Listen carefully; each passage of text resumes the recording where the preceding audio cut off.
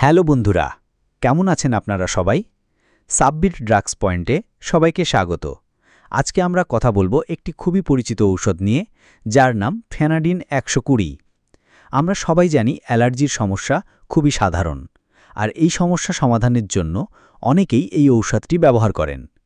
কিন্তু ঔষধটি কী, কিভাবে কাজ করে, এর পার্শ্বপ্রতিক্রিয়া কী, এই সব বিষয়ে বিস্তারিত জেনে নেওয়া খুবই জরুরি।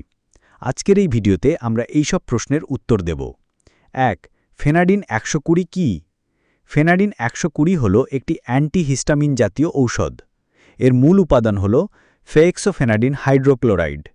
এটি মূলত অ্যালার্জির লক্ষণগুলো কমানোর জন্য ব্যবহার করা হয়।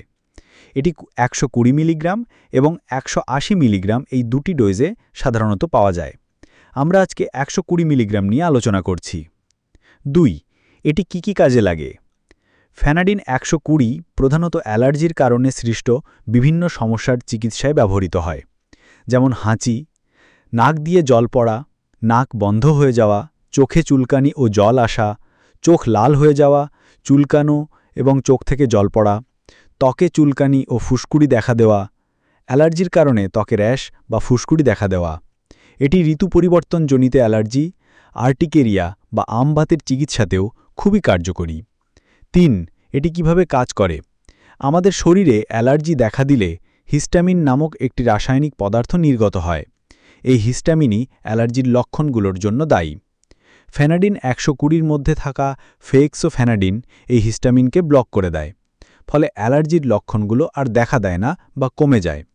এই ঔষধটির একটি বড় সুবিধা হল এটি সাধারণত তন্দ্রাভাব বা ঘুম ঘুম ভাব সৃষ্টি করে না, যা অনেক অ্যান্টিহিস্টামিনের ক্ষেত্রে দেখা যায়।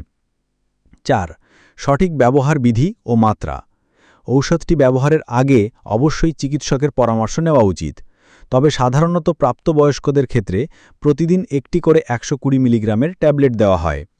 এটি ভরা পেটে বা খালি পেটে খাওয়া যেতে পারে, কিন্তু সবচেয়ে ভালো হয় যদি এটি খালি পেটে খাওয়া যায়।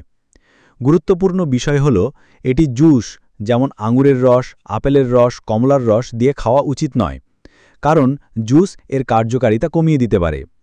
এটি শুধুমাত্র সাধারণ জল দিয়ে খাওয়া উচিত। ৫. পার্শ্বপ্রতিক্রিয়া। যে কোনো ঔষধেরই কিছু পার্শ্বপ্রতিক্রিয়া থাকতে পারে।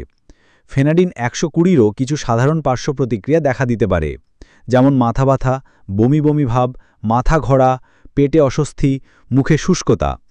এই পার্শ্বপ্রতিক্রিয়াগুলো সাধারণত হালকা হয় এবং নিজে থেকেই চলে যায়। যদি কোনো গুরুতর সমস্যা দেখা যায়, যেমন শ্বাসকষ্ট, ত্বকে গুরুতর র্যাশ, তাহলে সাথে সাথে ঔষধটি বন্ধ করে চিকিৎসকের পরামর্শ নিতে হবে। ৬. কাদের জন্য এটি উপযুক্ত নয়? কিছু কিছু ক্ষেত্রে ফেনাডিন ১২০ ব্যবহার করা উচিত নয়। গর্ভবতী ও স্তনদানকারী মায়েদের ক্ষেত্রে চিকিৎসকের পরামর্শ ছাড়া এটি ব্যবহার করা উচিত নয়। কিডনি বা লিভারের সমস্যা থাকলে এমন রোগীদের ক্ষেত্রে ঔষধের মাত্রা পরিবর্তন করার প্রয়োজন হতে পারে। যাদের ফেক্সোফেনাডিনের প্রতি সংবেদনশীলতা বা হাইপারসেনসিটিভিটি আছে, তাদের ক্ষেত্রে এটি একেবারেই ব্যবহার করা যাবে না।